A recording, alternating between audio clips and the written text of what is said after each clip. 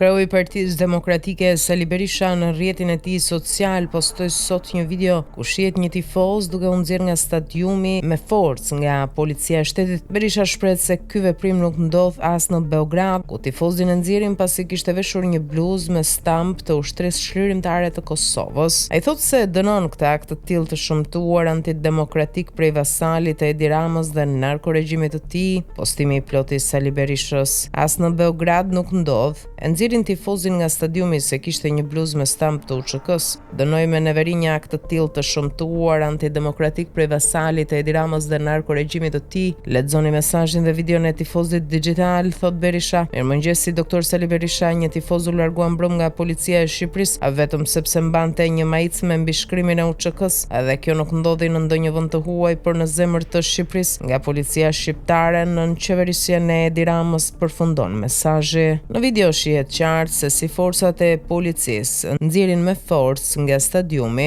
tifozin që mban veshur një bluzë me logon e UÇK-s të stampuar në të. Nuk dihet se çfarë ka bërë ai që forcat e policisë janë detyruar të nxjerrin jashtë. Ndoshta nga policia do të ketë një reagim për këtë rast.